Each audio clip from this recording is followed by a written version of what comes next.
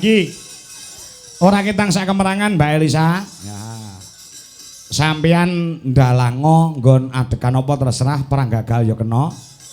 Men marem para panitia ngerti kabisane Mbak Elisa ya sinden iso, ndalang ya iso, sekolahe ya arep doktor. Oh, ngono ah.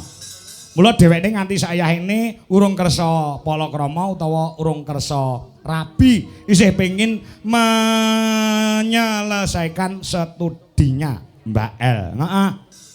Mbak El muga-muga entuk jodoh Mas Al. Ngono ya. Pas nduk kuwi golek jodoh El sing wedok sing lanang Al. Oh ngono aku duwe jago lek ngarepe Al. Sapa? Sopirku Alex Sukino dadi.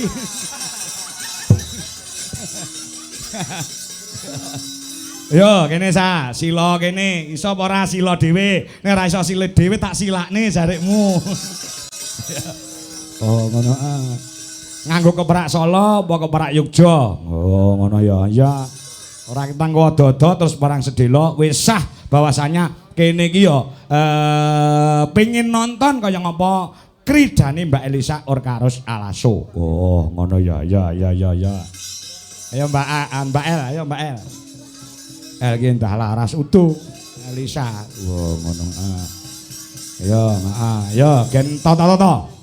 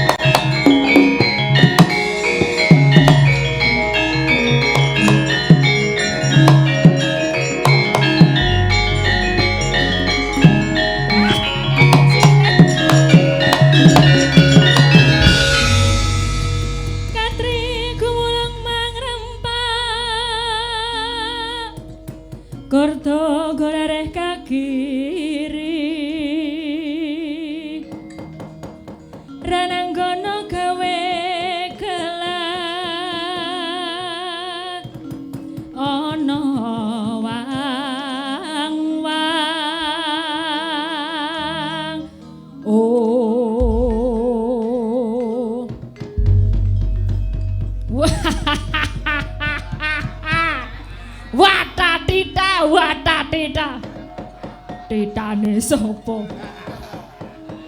Nek wayangi ngono kuwi babo watadita. Aku arep menyang dusun Demalang. Ngerti-ngerti ana bocah cilik resik mbuh atos ora wi tangane. Apane sing atos? Tangane.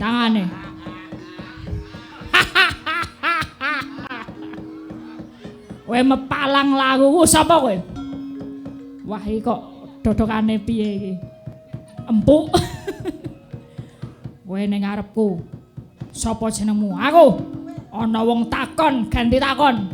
Jenengku Alek. Oh. Ngopo kowe Alek rene? Arep goleki sing jenenge Elisa. Supaya sing jenenge Al iki mau iso kepethuk karo Elisa. Dadi Al karo L, engko gek aku iso anak-anak dul. Karepmu arep goleki sing jenenge yo. Elisa lagi bintang tamu jare. Ning desa Demalang karo dalange jenenge Dwija Kanggo. Dalang larang kuwi to. Ora jane kari nyang-nyangane gampang. Penak dalange. Dirembuk iso. So dicicil. Mangsane kaya sopi pay letter. Kowe ra ning kene arep dienggo tirakat. Kowe lunga saka kene. Ah, gah. Pokoke sing jenenge Al kudu ketemu karo L. Ya ora kudu. Upama engko sing jenenge L kuwi ketemune karo Puji ngono dadi LPG. Dadi wangune ya L kuwi karo Al. Nek mung mepalang lakuku kowe marahi ning kene iki dadi bubrah desane. Mongko ning kene wis do gelem urunan nyato 50. Ngisruh-ngisruhi kowe mongko ibu-ibu do masak kawit wingi, kawit TK nganti saiki. Mung dinggo acara bengi iki kowe ngrusuh-ngrusuhi kowe tak bandem mencelat-ilatmu. Wah, wani marang aku. Apamu sing tak maju kowe.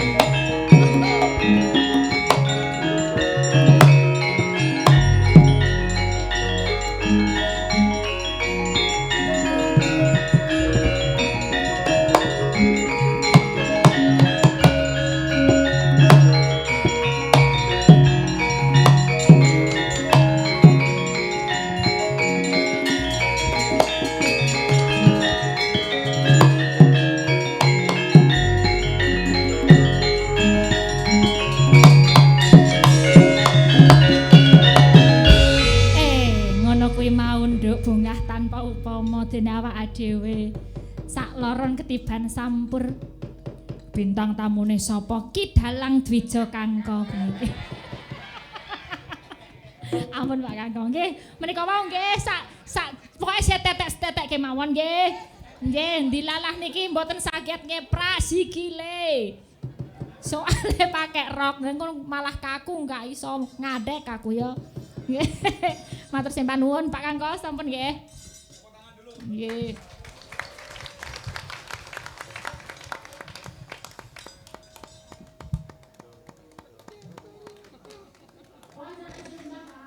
Nggih. Mboten Mbah ngawur. Anu sapa jenenge Bu Dwi dan Mbak Cungpe, ayo berdiri melantunkan sebuah lagu supaya Mbak Elisa istirahat dulu. Kasihan kakinya tadi ada yang kaku lagi karena masih ada yang jarem-jarem. Ayo lagune cara Banyuwangenan, Bro. Lagune cara Banyuwangenan apa jenenge kuwi Lara Sesigar. Gamelane Bali ditabuh para kanca. Nah, Mbak Elisa kan istirahat dulu. Ya. Oke, siap. Bariki nembang Nesa, arena siksa. Nah, yuk. Para kanca, yuk buka saka gong gede. Monggo lagune Lara Sesigar untuk warga masyarakat Demalang. Kendangin dan ditoto. Nah, ya wes, ya. Tak ndeng tak. Ya. Yuk, lanjut, yuk.